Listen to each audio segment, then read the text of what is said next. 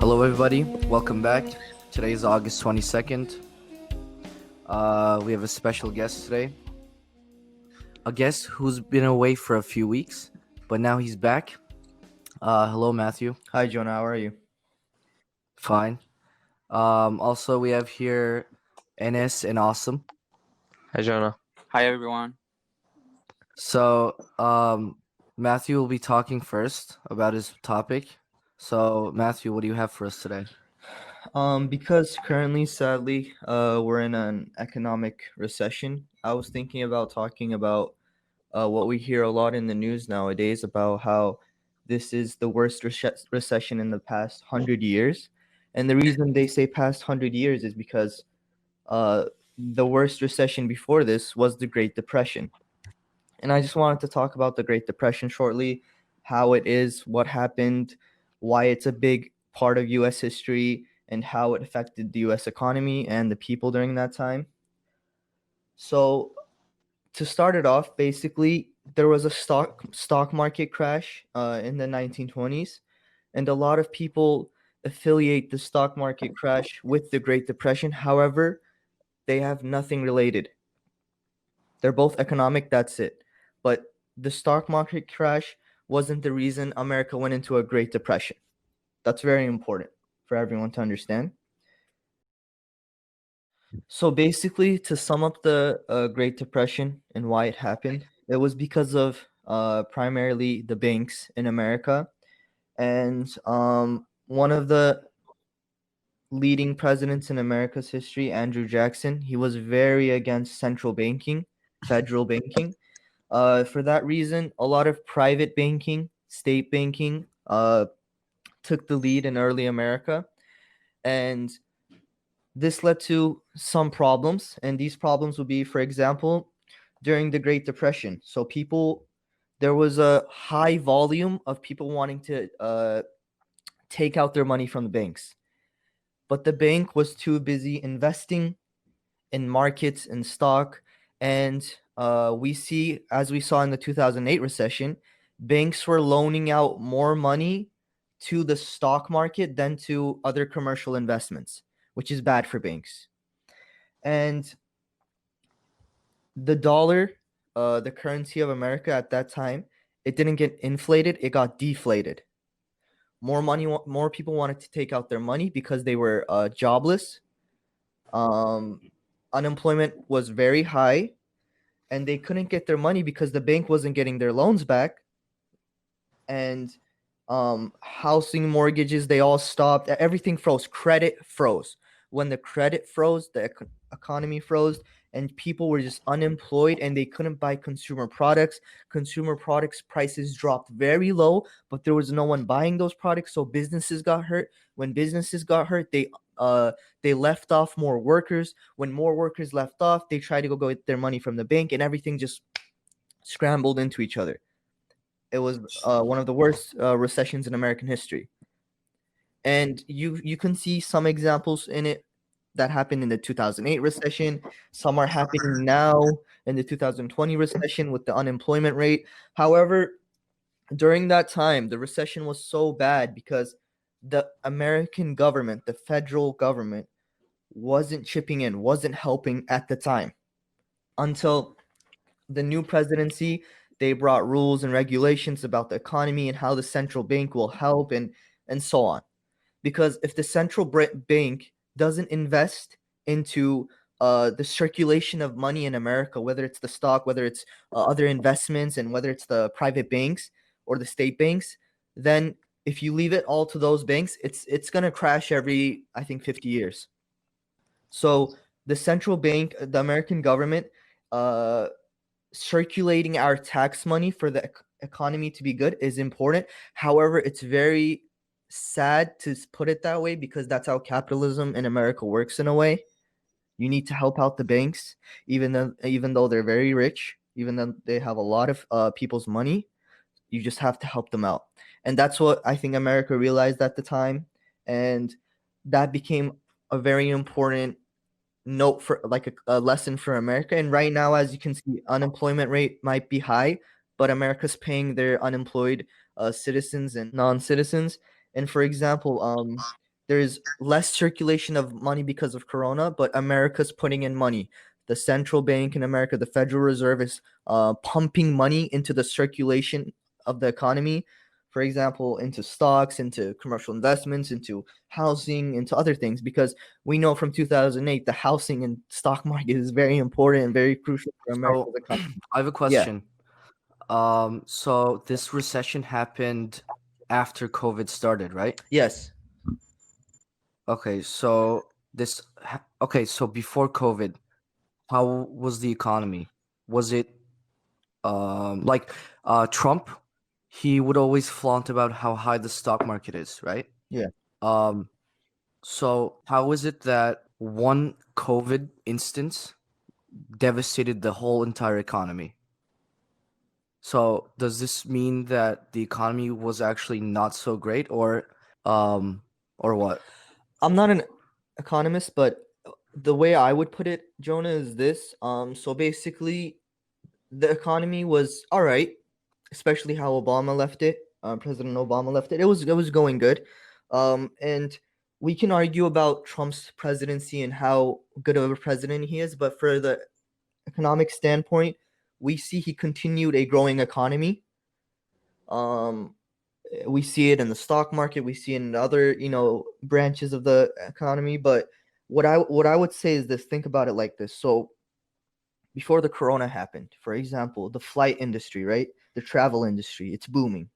Everyone's traveling, there's flights everywhere and so on. Corona happens, the pandemic happens, the flight industry, the travel industry just crumbles into pieces, literally. And what the government's trying to do, the government's trying to invest in these flight companies so they don't close down, especially the American brands. American Airlines, United Airlines, you don't want them to crash. They're your own companies.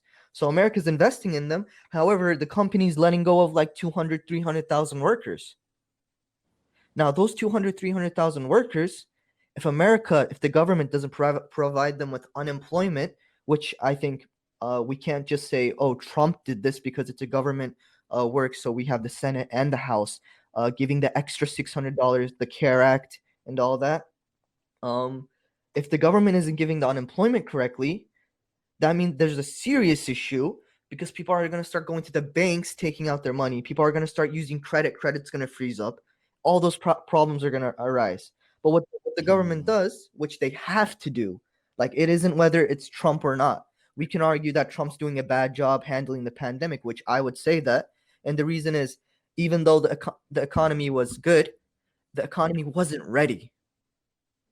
Maybe if it was another president, it wouldn't be ready either. But there's still, you can foresee things, When the pandemic is rising around the world, you can't just say nothing's going to happen to America. You got to be economically, socially ready for this. So basically, when all those people get laid off, the amount of income drops. What people make drop. People start, they don't start thinking like consumers. They start thinking about the essentials. So when you go to a supermarket and it's just cleaned out, just wiped out, everything's already bought.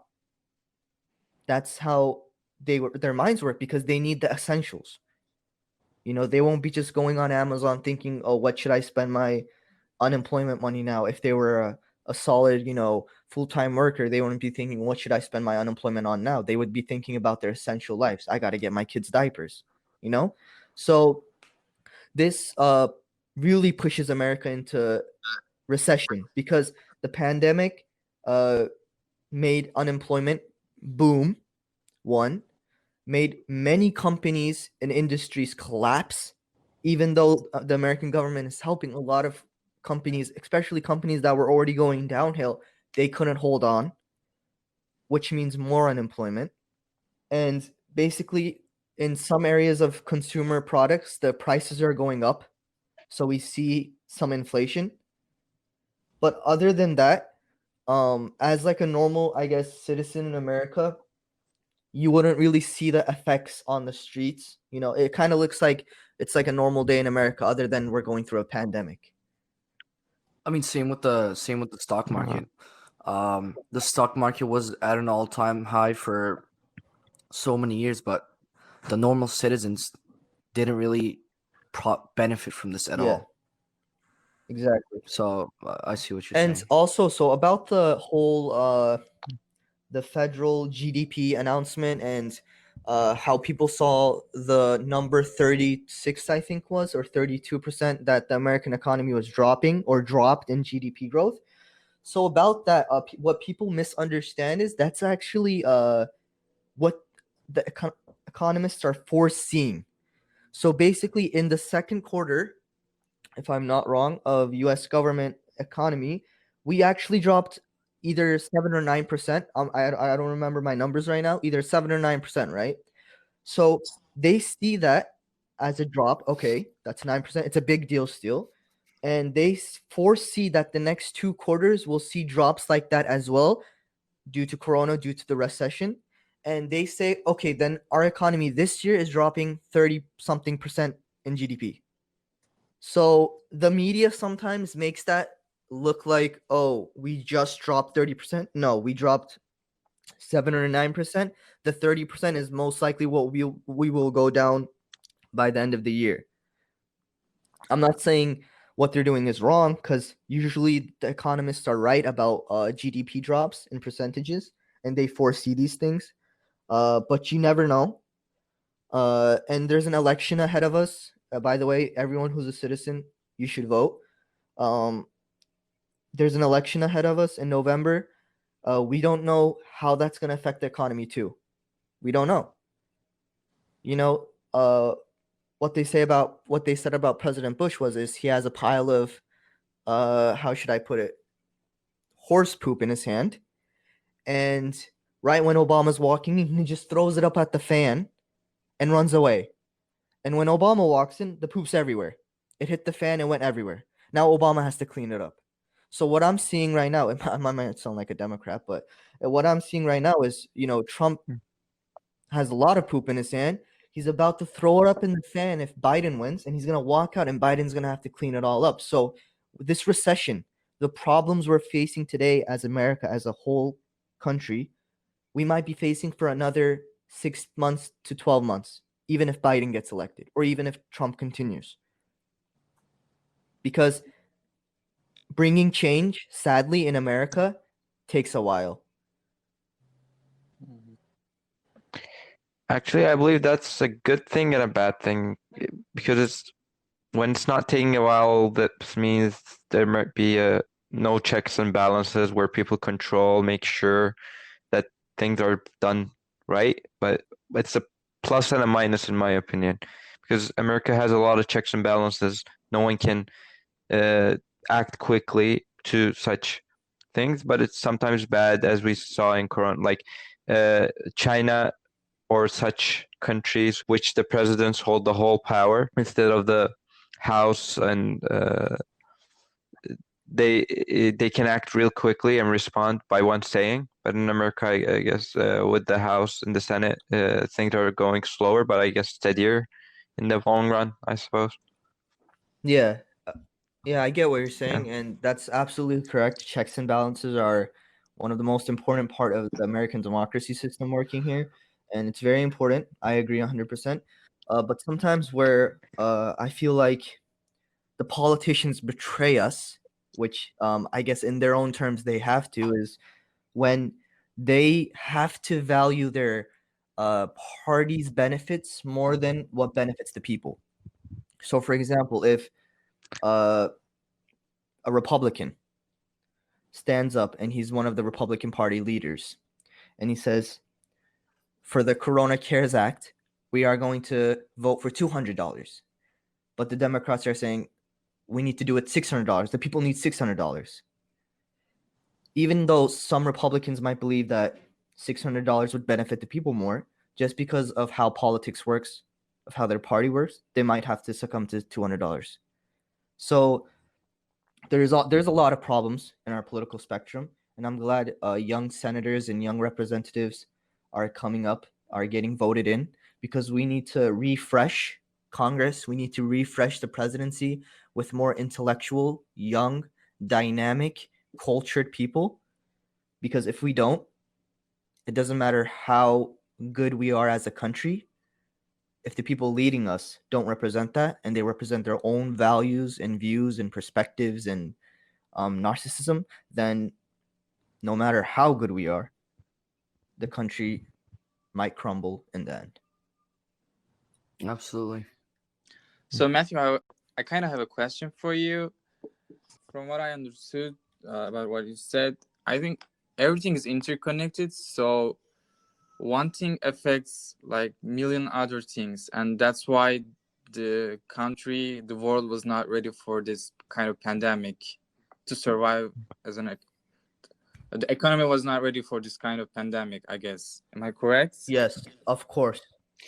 But when you look at other countries' economy, like Korea, Japan, the Scandinavian countries, they're handling it pretty well. Like I was on Reddit the other day and I saw someone posted a picture of this huge stack of supplies, okay? Essential needs, canned foods, diapers, blah, blah, blah. And then apparently it's the South Korean government providing all these things to the people every 2 weeks just so they don't go out and risk their lives. Exactly. Yeah, this is amazing. Yeah. And like their economy is, I guess, in numbers or scale, it's worse than America. And they're able to get by the pandemic better than us. So what you're saying, Asim, is for America, it's true, but not the whole world. Yeah, same goes with the recession, I would say, because for example, when you look at the Great Depression, this spread to the world. Like for example, Europe and America, they increased tariffs and taxes on trade, and this brought trade to an even lower amount going on in the world, and it just brought the world to a depression, especially in Europe and America. What you see right now is like, yeah, we're going through a recession in America, but it might not be the same case in China, Korea. It might not be the same case in Sweden and Norway. So that's very important to look at too if we're going to look at the world. And when it comes to, I guess, how ready we were and whatnot, we would be, I think, more ready if people paid their taxes. And Trump is still going around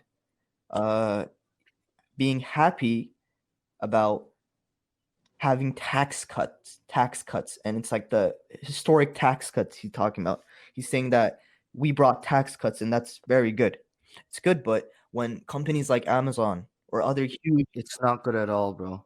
no, like in the way he's saying it is like he's saying it towards, like, I guess, the middle class, the lower middle class, where they're paying so much taxes when they need the money for their own essential needs. There's an imbalance there, and he's trying to set it in that view. But we all know, especially if you do your research and you follow the news, we all know who those tax cuts are going to: the billionaires, the rich companies, the Irish, the Swiss banks.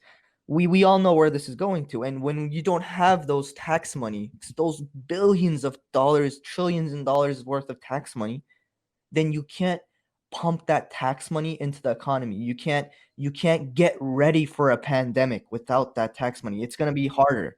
It's going to pay more of a toll on the economy when you pump money from the government and you don't have that kind of tax money. And I don't know how Trump's still happy about that, but what we see in other countries is they collect their taxes and then they get ready according to the situation. Here, we acted like it never existed, even though it was spreading out of China. We acted like we're economically suitable to handle a pandemic. We acted like we don't need the upper percentage of Americans' tax money. We just acted. We kept acting. I don't want to say we. I want to say they. They kept acting like none of these things were needed. And at the end, when the pandemic did hit, when we did have a recession, you realize that those factors of the economy, factors of social construct, are very much needed. Okay, Matthew. Yeah. Thank you so much. That was very informative. And I think we kind of let off some steam too. Yeah. So thanks again. And right now we're moving on to Asim. I would love to talk about this more, but we have like a we have a time constraint, so we have to move on. Yeah, I can talk about a lot of things, but I'll try to keep it short. First of all, I am really, really happy the NBA is back, and the quality is beyond all of people's expectations. It's really good. The games are playing at really high level. I was researching about why were the concerns that the games were not going to be good and why it is good. So the main thing is they say the travel. Normally teams, America is a very big country, so in order to go from A to B, you need to travel a lot. It takes a lot of time, and teams were not going city to city. Now everyone is in the same place, and they have more time to rest, so they are more fresh to each game, and we can see the effects on that. If you can say NBA is a product, we can see the effect of it on the product. And now the playoffs have come. The seeding games was really exciting, especially for the 8th seed of the West.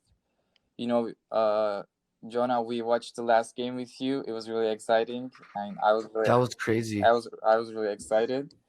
I want to say a couple of things about Damien Leader. He's on another level right now. He posted 51 and 61 back to back, and the Portland, Wow. his team needed each point. It was not like there was a blowout and he was keep scoring. They needed I mean, every point.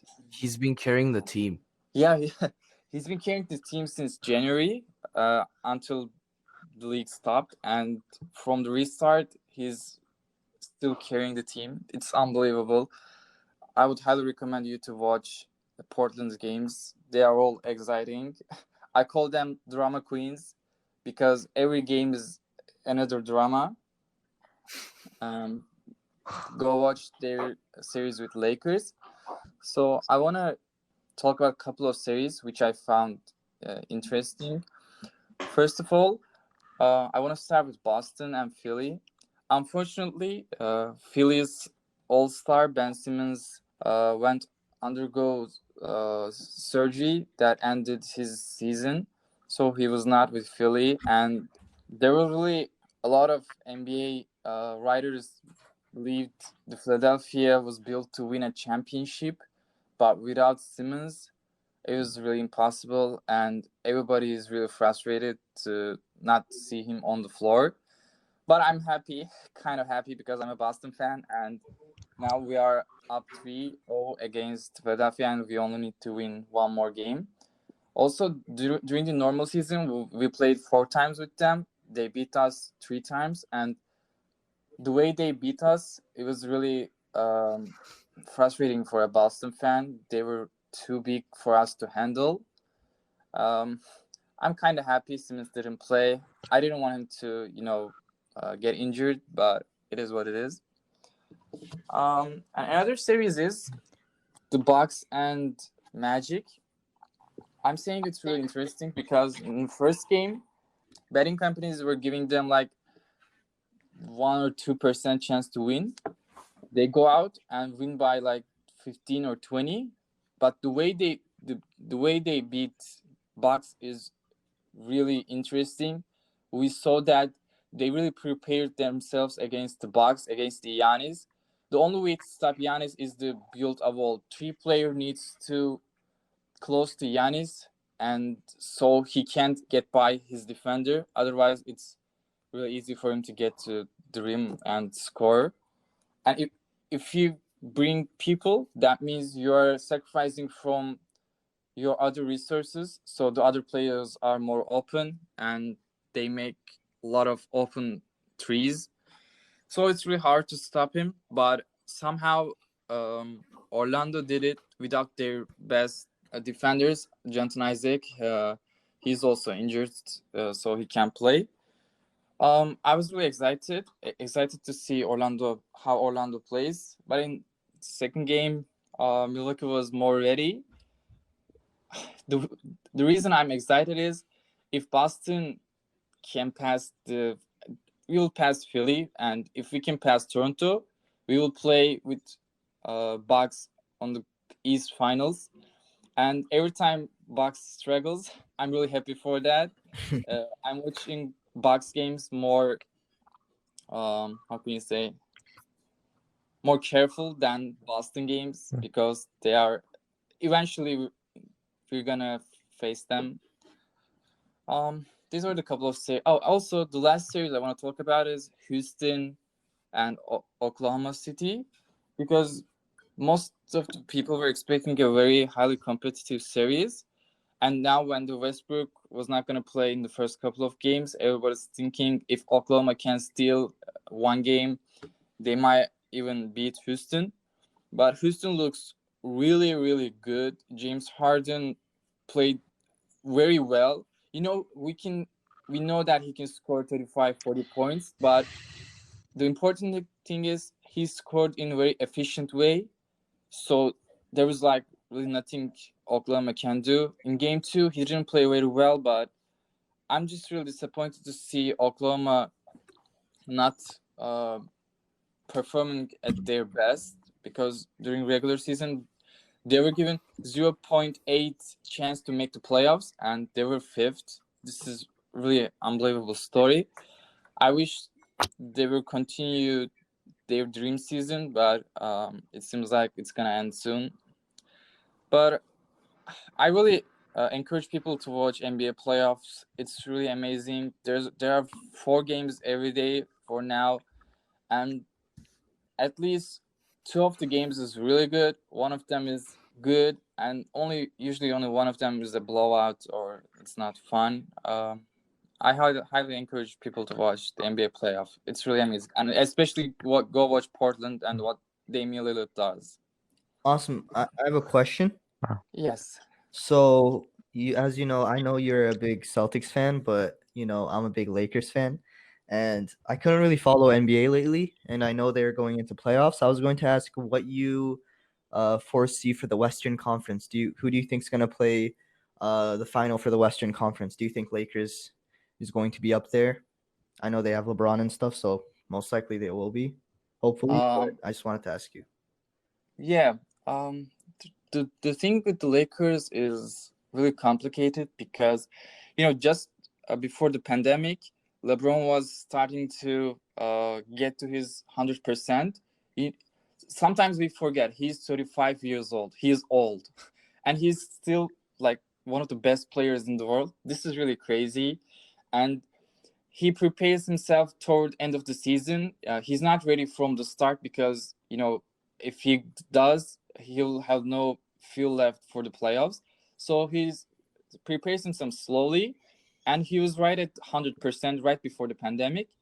And the 4 months break, we can see that it was not really good for LeBron. So he's not 100% himself yet. But if he can get ready his body until conference finals, because I believe they will pass. As much as I want Portland to be successful, they probably passed Portland, and I don't think in the second round any team will be a really big threat to them. But I'm talking if LeBron is like 80% of himself. If LeBron is 100%, they have really high chance to make the finals. And to be honest, I want them to make the finals and Boston, because Boston Lakers, it's like Real Madrid and Barcelona. Yeah, It's the best rivalry. historic. Yeah. So they're the favorite. I can't say they're the favorites. The Clippers are the favorites, but the Clippers or Lakers, everybody I guess will be in the finals. So I hope it's Lakers, and from East it's Boston, so we can have the best rivalry in the NBA. Asim, I want to ask you something because I watched only one match, and then the thing that interests me about it is the technology that's surrounding it. The seats, they look really amazing. But I heard there are like screens right behind the basket, and some people I heard to distract the players, they zoom in to the camera so their face get bigger. So like it's like it was distracting to me when I was watching.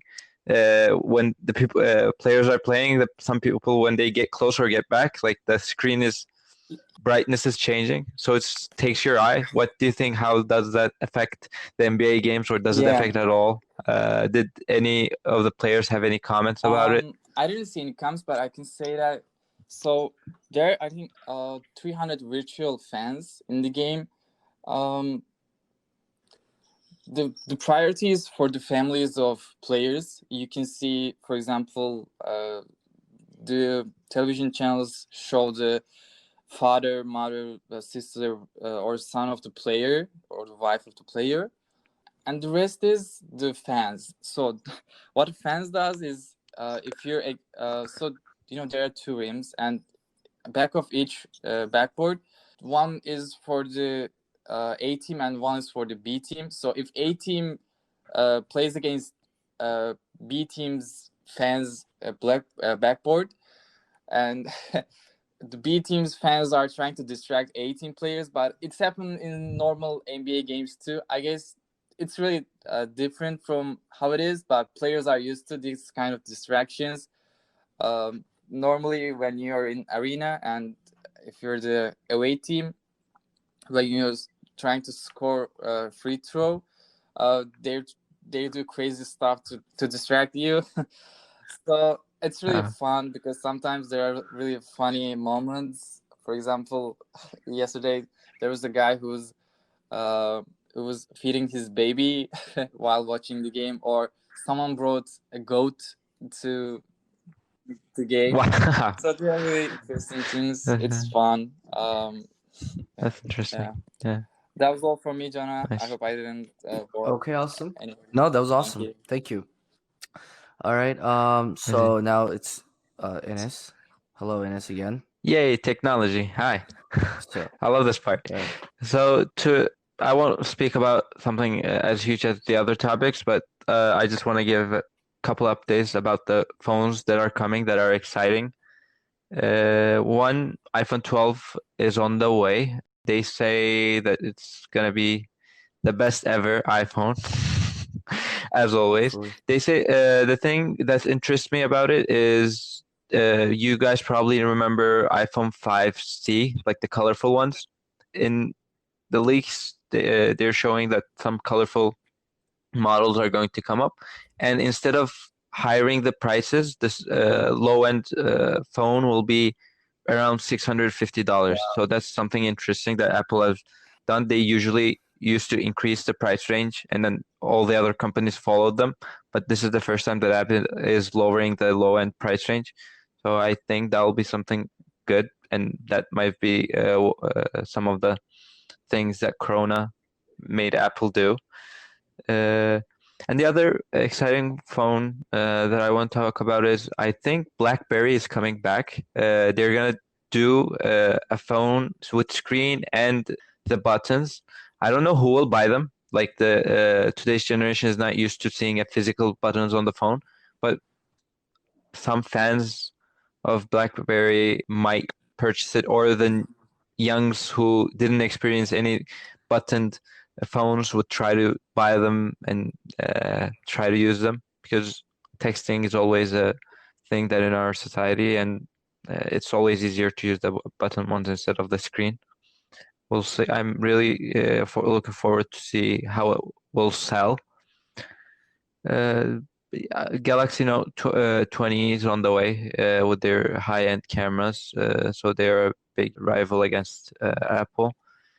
The other thing that's exciting me right now is Sony. I haven't heard about Sony for a long time now in the phone industry. Like while I'm thinking, I haven't even thought about it. But last time when we were talking about the quality of the camera with a friend, we were like, "Oh, Sony used to make camera like good phones. The Ericssons, they were powerful phones." And then I checked the newer model that they're making. Like they are apparently making high-end phones that are really stable and that have probably the best camera from the other phones, because they also make professional cameras. They really adapted the camera technology really well to the phone. So that's something exciting that I remembered. Those are the basic technology updates that I am going to give today for the time's sake. If you guys have any questions about them, I can answer I if you guys don't. Oh, yeah. Go for Matthew. Okay, yeah, I have a quick question. Uh, So as we know, like, since tech and the economy goes hand in hand, we see companies in the tech business, copying other companies about how they distribute their workload. So, for example, if you're a company that focuses on only making cameras, so for example, let's take into example Canon, right? So Canon, Yeah. from what I know from my research, they only focus on cameras right now and maybe some other businesses, but they want to stay in their lane. But sometimes they see how successful other companies are by distributing their work to other factors of technology, and we never know. You may see a Canon phone one day, you know, a Canon smartphone, a Canon TV. You never know, but I was going to ask Enes, like, what do you think about this? Do you think there should be companies that always stay in their own lane, focus on one thing? So, for example, Canon focuses on cameras, Apple focuses Okay. on, I guess, consumer technology like phones, tablets, and you know, they just stay in their lane, or should they spread out and go into every business so there's more competition? What do you think about that? I really think everyone should stay where they are, but that's not how it goes right now, especially with big companies as Samsung, because their industry is huge. They wait like from things from army missiles technologies to toothbrushes. That was so interesting to me to learn that. I didn't think LG or Samsung had toothbrushes, but apparently, a friend of mine went to Korea before the pandemic, and he was shocked as well. They're in real estate. They make toothbrushes. That was something really different that I've heard. I never imagined that would have happened. Like, because companies get larger and larger, they want to spread their businesses to other areas and gain from the profit that people are making.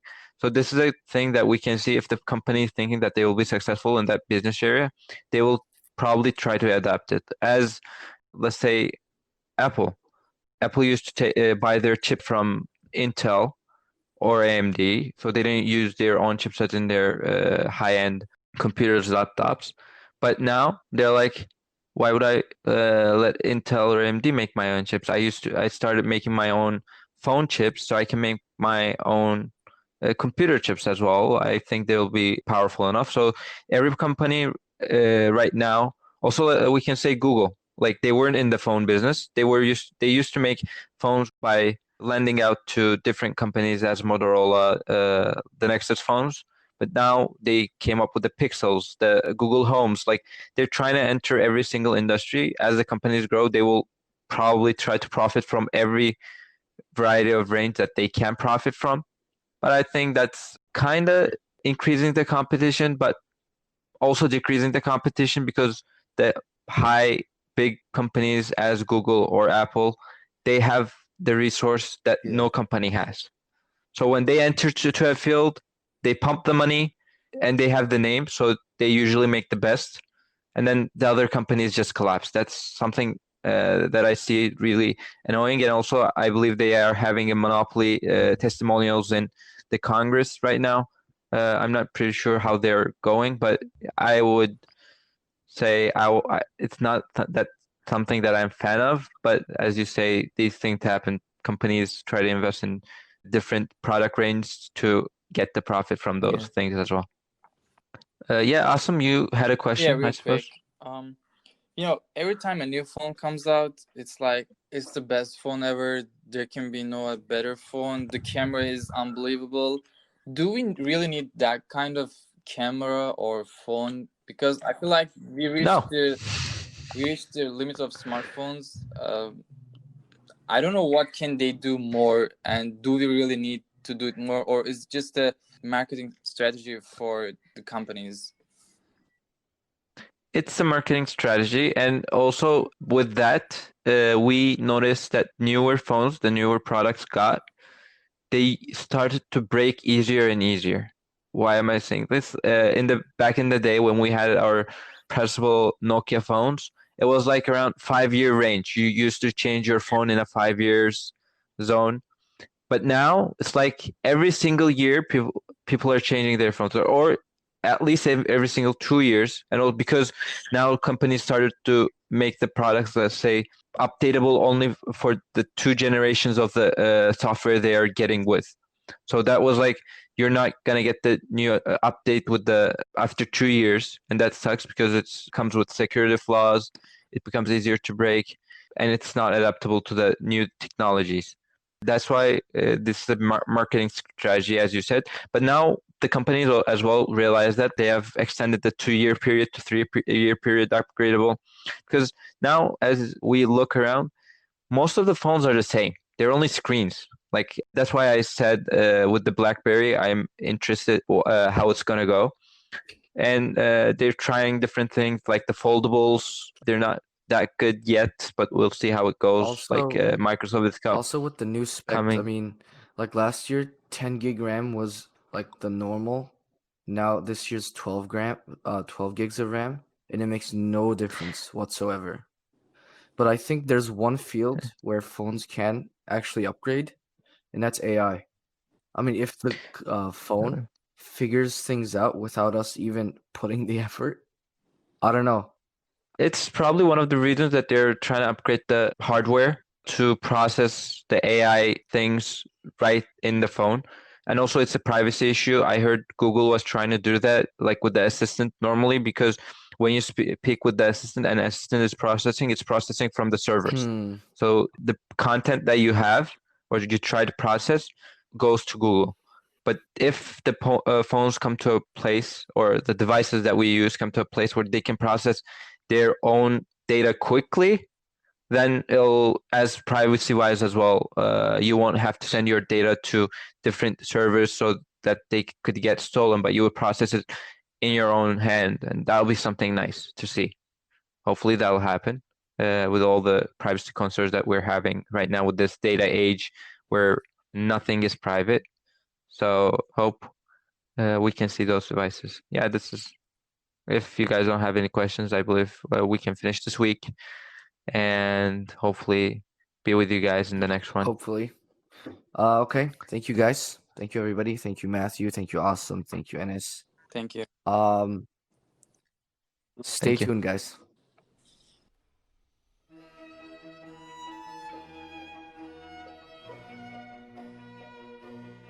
Cup of Chai is a podcast series that aims to provide insight and knowledge to those interested.